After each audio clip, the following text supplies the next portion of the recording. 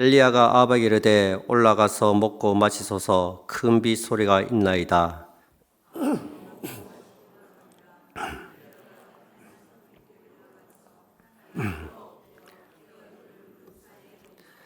그의 사안에게 이르되 올라가 바다 쪽을 바라보라. 그가 올라가 바라보고 말하되 아무것도 없나이다. 이르되 7번까지 다시 가라.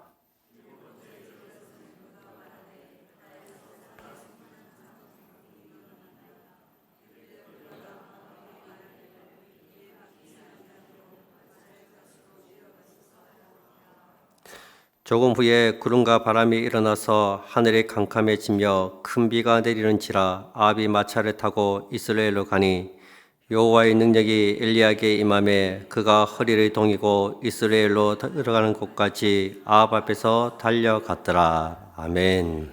오늘 본문은 엘리야가 갈멜산 전투에서 대승을 거둔 이후에 일어난 사건을 기록하고 있습니다. 엘리야가 갈멜산에서 바알 선지자 450명과 또 아세라를 섬기는 선지자 400명과 대결을 펼칩니다. 하늘에서 불을 내려서 물에 젖은 제단을 불사르는 대결입니다.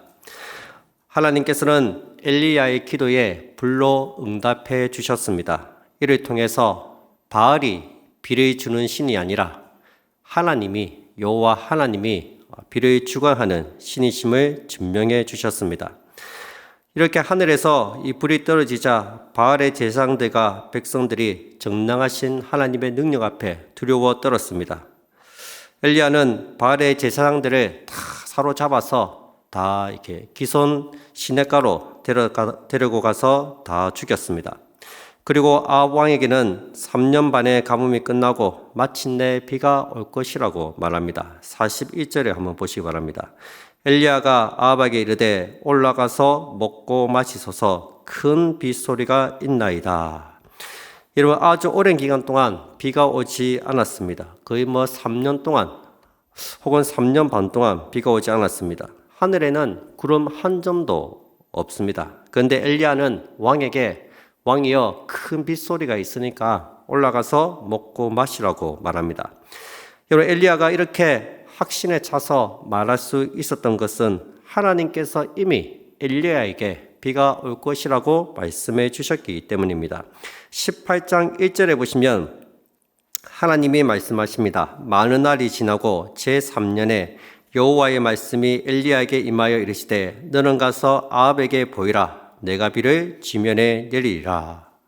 하나님께서 엘리야를 아합에게 보내시고 내가 비를 지면에 내리겠다고 말씀해 주셨습니다. 엘리야는 이 하나님의 말씀을 굳게 믿었습니다. 드디어 때가 되었구나. 하나님께서 비를 내려주시겠구나. 그는 확신을 가졌습니다. 아합은 순순히 엘리야의 말을 잘 듣습니다. 우리 다시 41절과 42절을 보시면 엘리야가 아합에게 이르되 올라가서 먹고 마시소서 큰 빗소리가 있나이다. 아합이 먹고 마시러 올라가니라. 엘리야가 갈멜산 꼭대기로 올라가서 땅에 꿇어 엎드려 그의 얼굴을 무릎 사이에 넣고 엘리야가 올라가서 먹고 마시소서 이야기를 하니까 아합이 그대로 엘리야의 말을 따릅니다. 자기를 위해서 준비한 처소로 올라갔습니다. 거기서 먹고 마셨습니다. 보시면 이 아합의 기세가 많이 꺾였습니다. 7절에 보시면 이 오바댜가 엘리야를 만났을 때 엘리야가 오바댜에게 이렇게 말합니다. 네 주인 아합에게 가서 내가 여기 있다고 전해라. 그러자 오바댜가 벌쩍 뛰면서 말합니다. 큰일 날 소리 하지 마십시오. 만약 내가 아합에게 당신이 여기 있나이다 하고 가서 아합을 여기로 데리고 왔는데 당신이 만약에 여기 없으면 저는 아합에게 죽습니다. 아합이 당신을 죽이려고 전국을 샅샅이 뒤지고 있는데 당신을 찾지 않는 나라가 없고 온통 다 뒤지고 있는데 찾았다고 데려왔는데 만약에 당신이 없으면 저는 죽은 목숨입니다. 이야기를 했습니다. 그 정도로 아합이 엘리야를 찾기 위해서 얼마나 혈안이 되어 있었는지 모릅니다. 찾아서 죽이려고 마음을 먹고 있었습니다. 17절에 보시면 아합이 엘리야를 만났을 때 엘리야를 뭐라고 부릅니까? 이스라엘을 괴롭게 하는 자여 너냐? 비가 오지 않는 모든 책임을 엘리야에게 다 돌리고 있습니다. 백성들이 기근으로 굶주려서 죽어가는 책임을 엘리야에게 돌리고 엘리야를 죽여버리겠다고 협박을 하고 있습니다. 그런데 그렇게 기세등등하던 아합이 이제 실제 엘리야를 만나고 갈멜산 전투를 통해서 하나님이 살아계시다는 것을 깨닫게 되자 말이 없어졌습니다. 얼마나 엘리야의 말을 잘 듣는지 모릅니다. 엘리야가 올라가소서 하니까 올라갑니다. 자기 초소에 가서 쉬세요 하니까 가서 쉽니다. 먹으세요 하니까 먹습니다. 마시세요 하니까 마십니다. 또 나중에 마차를 타고 내려가라고 말합니다. 그러면 또 그 말에 또 순종해서 또 마차를 타고 내려갑니다. 엘리야가 시키면 시키는 대로 하는 그런 사람이 되었습니다. 여러분, 엘리야는 군대를 조직해서 아합 왕과 싸우지 않았습니다. 자신을 따르는 수많은 사람들과 함께 바알의 선지자들과 싸우지 않았습니다. 홀로 나아가서 하나님의 살아계심을 보여주었습니다. 그는 철저하게 하나님 말씀을 의지했고 믿음으로 나갔습니다. 여러분, 우리는 엘리야를 특별한 사람이라고 생각합니다. 그런데 엘리야는 특별한 사람이 아닙니다. 야고보는 엘리야를 두고 그는 우리와 같이 성정이 같은 사람이라고 말했습니다. 그 역시 우리와 똑같은 평범한 사람이었습니다. 여러분, 엘리야가 하늘에서 불을 내린 것이 아닙니다. 엘리야가 하늘에서 비를 내려준 것도 아닙니다. 하늘에서 불을 내려주신 분도 하나님이시요, 또 하늘에서 불을 내려주신 분도, 비를 내려주신 분도 우리 하나님이십니다. 다 하나님께서 하신 일입니다. 엘리야는 단지 하나님께서 사용하신 도구에 불과하다는 것입니다. 우리는 엘리야가 아니라 엘리야를 통해서 일하시는 그 하나님을 믿음으로 바라보았으면 좋겠습니다. 그 하나님께 간절히 기도할 때 하나님께서 우리의 기도를 들으시고 반드시 응답해 주실 것입니다. 아합 왕이 먹고 마시러 올라가자 엘리야는 비를 내려주시기를 하나님께 간절히 기도합니다. 42절 43절에 보시면 아합이 먹고 마시러 올라가니라 엘리야가 갈멜산 꼭대기로 올라가서 땅에 꿇어엎드려 그의 얼굴을 무릎 사이에 놓고 그의 사안에게 이르되 올라가 바다 쪽을 바라보라. 그가 올라가 바라보고 말하되 아무것도 없나이다. 이르되 7번까지 다시 가라. 아합이 먹고 쉬는 동안에 엘리야는 어디에 있습니까? 기도하러 갈멜산 꼭대기로 올라갑니다. 땅에 꿇어엎드려 얼굴을 무릎 사이에 놓고 간절히 기도합니다. 이 땅에 꿇어엎드린 것은 기도의 자세를 말합니다. 그만큼 간절하게 기도했다는 거예요. 얼굴을 무릎 사이에 놓고 기도한 것은 주위 환경에 신경을 쓰지 않고 오직 하나님께만 집중한다는 것입니다. 구름이 일어나는지 안 일어나는지 상관하지 않겠다는 겁니다. 전적으로 하나님만을 향해서 기도하겠다는 것입니다. 훗날 히스기야가 이 병들었을 때 이사야 선지자가 이야기를 하잖아요. 네가 죽고 다시는 살지 못하리라. 그 하나님의 말씀을 이 히스기야에게 전해주지 않습니까? 그때 히스기야가 어떻게 기도했습니까? 벽을 바라보고 기도를 했습니다. 여러분, 히스기야는 이사야에게 달라붙어서 제발 좀 살려달라고, 좀 도와달라고 애원하지 않았습니다. 벽을 바라보고 기도했습니다. 벽을 바라봤다는 것은 사람을 의지하지 않고 하나님만 의지하겠다는 의미입니다. 그리고 하나님이 도우시지 않으면 내 인생은 절벽과도 같습니다. 하나님이 도우시지 않으면 한 발짝도 나아갈 수 없습니다. 그런 심정으로 벽 앞에 서서 간절하게 기도했습니다. 전적으로 하나님만 의지하며 기도한 것입니다. 지금 엘리야가 지금 그렇게 기도를 하고 있다는 것입니다. 기도하면서 엘리야는 사안의 지중해가 잘 보이는 높은 곳으로 보냅니다. 올라가서 비가 올 조짐이 보이는지 안 보이는지 확인하라는 것입니다. 사안이 보고 올라갔더니 아무것도 보이지 않습니다. 예견이 다시 또 하나님께 기도합니다. 그리고 또다시 사안을 보냅니다. 사안이 또 아무것도 보이지 않습니다. 그래? 또다시 기도합니다. 그리고 또다시 사안을 보냅니다.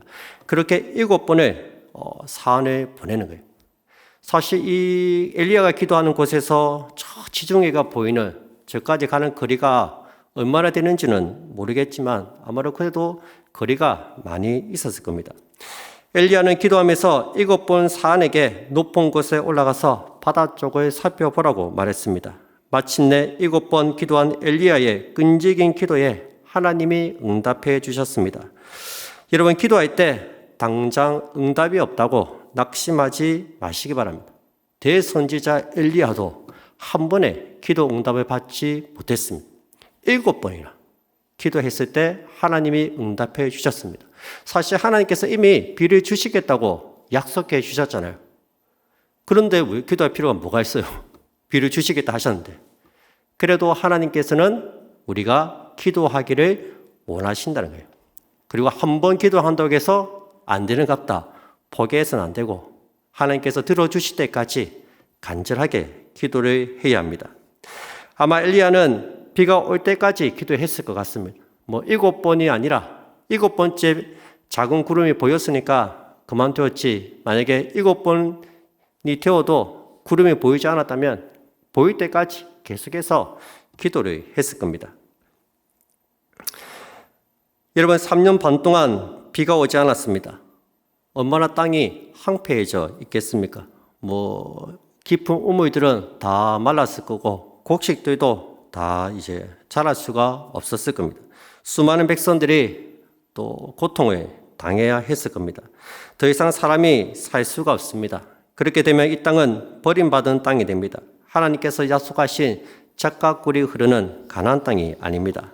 하나님께서 말씀하신 대로 우상 숭배로 하늘은 철이 되었고 땅은 노시 되었습니다. 티끌이 휘날리는 죽음의 땅으로 변모했습니다. 지금 엘리야가 그 땅을 위해서, 죽어 있는 그 땅을 위해서 은혜의 담비를 내려주시기를 간절히 기도하고 있는 것입니다. 여러분, 우리는 지하구로 황폐한 이 나라를 위해서 간절히 기도해야 합니다. 얼마 전까지만 해도 우리나라가 마약 청정국이었습니다. 그런데 요즘 청소년 사이에 마약과 약물 중독이 굉장히 심각한 상황입니다. 다음 세대들이 병들어 죽어가고 있습니다. 지하구로 황폐해져 가고 있습니다. 우리가 기도해야 합니다. 하나님께서 이 땅에 은혜의 담비를 내려주시기를, 이 땅에 그리스도의 계절이 임하기를 간절히 기도해야 합니다. 이 땅을 위해서 기도할 사람이 우리밖에 없습니다. 불신자들이 기도하겠어요? 우리 예수 믿는 사람들이 기도할 수밖에 없습니다. 우리가 기도할 때 이 땅에 소망이 있는 줄로 믿습니다. 주님은 너희는 먼저 그의 나라와 그의 의를 구하라 말씀하셨습니다.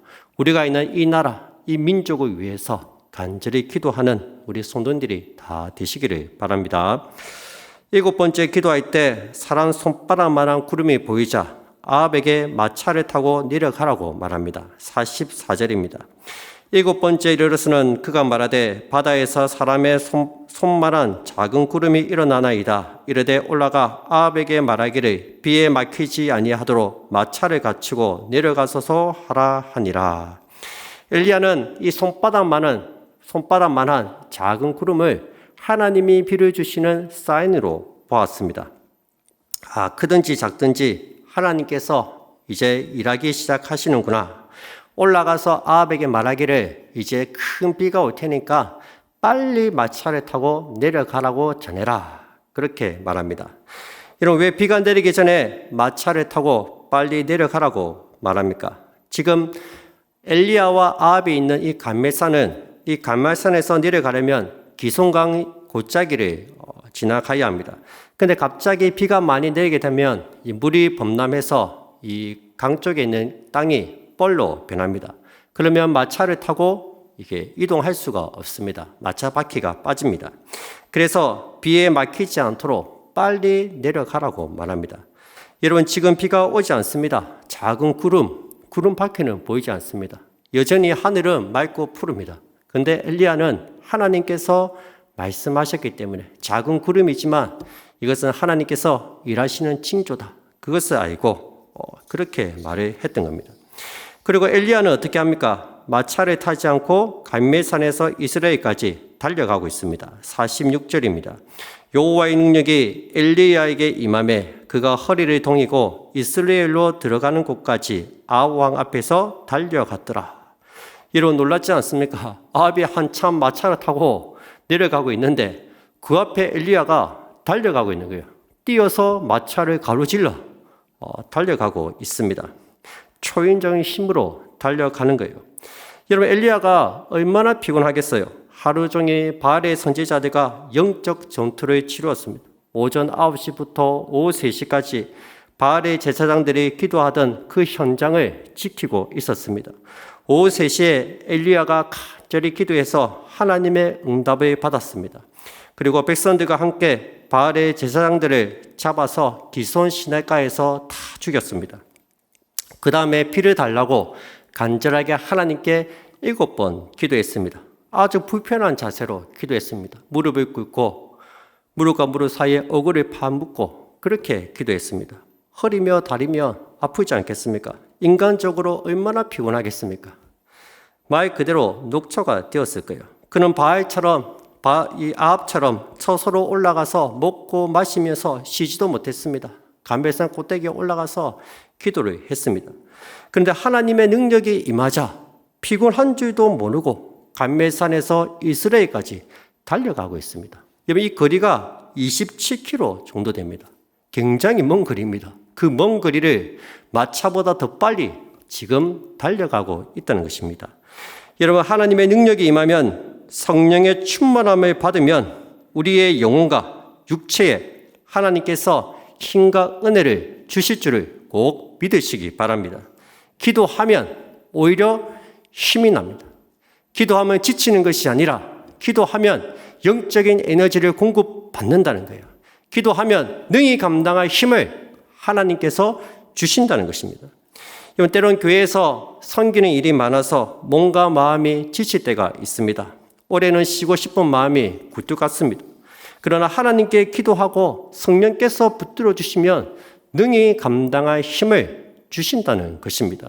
마치 배터리가 충전되듯이 하나님께서 새 힘을 공급해 주시는 것입니다.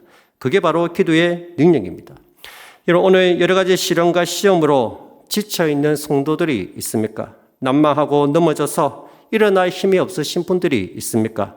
오늘 밤 간절한 기도로 영과 육이 회복되고 새 힘이 없는 우리 성도님들이 다 되시길 바랍니다. 기도할 때 우리의 영혼이 되살아날 줄로 믿습니다. 말씀 뵙겠습니다. 오늘 본문에 등장하는 인물은 세 사람입니다. 엘리야와 엘리야의 사한, 그리고 아합 왕입니다. 이 아합 왕은 어리석은 우상 숭배자입니다. 백성의 가문과 기근으로 죽음에 빠뜨린 왕입니다. 이 모든 책임은 다 아합 왕에게 있습니다. 그는 엘리야가 나라와 백성들을 위해서 비가 오기를 간절히 기도할 때 자기 처소에 올라가서 먹고 마시며 쉬었습니다. 자기 안위만을 생각하고 하나님과 백성들에게는 전혀 관심이 없는 세속적인 사람입니다. 이보다 조금 나은 사람이 사한이죠. 엘리야에게 충성스럽게 순종하고 엘리야의 심부름도 성실하게 행합니다. 구름을 보기 위해서 높은 곳에 7번이나 올라갔습니다. 수고를 마다하지 않고 참 올라간 것도 정말 귀한 일입니다. 이런 교회에서도 몸으로 섬기는 일은 꼭 필요합니다. 누군가는 몸으로 헌신하고 섬겨야 합니다. 그러나 이 사안은 아직 엘리야의 단계는 아닙니다. 사안은 심부름하는 것을 넘어서 엘리야처럼 기도의 자리까지 나아가야 된다는 것입니다. 하나님 나라를 위해서 은혜의 담비를 내려주시기를 간절히 기도하는 그 자리까지 나아가야 된다는 것입니다. 여러분, 하나님 나라에서 기도하는 사역보다 더 큰 일은 없습니다. 오늘날 한국 교회 안에 기도하는 사람들이 점점 줄어들고 있습니다. 밤을 새며 기도한 지는 아주 오래전 옛 추억의 이야기가 되었습니다. 기도원에도 사람이 없어서 문을 닫고 있습니다. 금요 심야도 그렇고 새벽기도 숫자도 점점 줄어들고 있습니다. 밤 문화가 발달하면서 사람들이 밤에도 늦게까지 자지 않고 시간을 보냅니다. 여러분, 기도의 자리를 잘 지켜 나가야 합니다. 이 나라를 위해서 기도하는 사람이 필요합니다. 우리 교회를 위해서 기도하는 일꾼들이 필요합니다. 우리 가정에 기도의 사람이 필요하다는 것입니다. 하나님께서는 기도하는 한 사람을 통해서 지금도 일하고 있다는 사실을 꼭 믿으시기 바랍니다. 사명감을 가지고 기도하시기 바랍니다. 사무엘이 비록 나이가 늙었지만 자기는 기도하기를 쉬는 죄를 범치 않겠다고 말합니다. 기도하는 것이 곧 그의 사명이었다는 말씀입니다. 저와 여러분들이 기도하는 그 한 사람이 되었으면 좋겠습니다. 특별히 이번에 우리 초동부 연합 전도잔치와 아가페 전도잔치를 위해서 간절히 기도해 주시기 바랍니다. 부흥을 위해서 우리가 기도를 해야 합니다. 수적인 부흥, 어떤 분들은 수적인 부흥은 별로 중요하지 않고 영적으로 그렇게 부흥되어야 된다, 그렇게 말을 하는데 물론 맞는 말입니다. 그러나 수적인 부흥도 있어야 합니다. 구약 시대에는 다산이 하나님이 주신 축복이었습니다. 자식을 많이 가진 여인이 복받은 여인입니다. 지방의 작은 중소도시를 한번 가보세요. 사람이 거의 없습니다. 얼마나 천박하고 황량한지 모릅니다. 뉴스를 보니까 전국에 156개 초등학교에 신입생이 없다고 합니다. 초등학교 신입생이 없는 학교가 157개라고 합니다. 어떤 학교는 신입생이 한 명 있어요. 한 명. 그 한 명 때문에 입학식을 한다는 거예요. 여러분, 사람이 없는 게 결코 좋은 게 아닙니다. 사람이 많은 게 복입니다. 교회가 만약에 사람이 없다면 얼마나 썰렁하겠습니까? 얼마나 행하겠습니까? 과연 그 교회가 복받은 교회라고 할 수 있겠습니까? 마지막 때 우리가 더욱더 전도하며 기도하고 전도해서 이전을 채워나갔으면 좋겠습니다. 하나님께서는 기도하는 한 사람을 통해서 일하신다는 사실을 꼭 기억하고 우리에게 맡겨진 이 기도의 자리를 잘 지켜나가는 우리 모든 성도들이 다 되시기를 주님 이름으로 축복드립니다.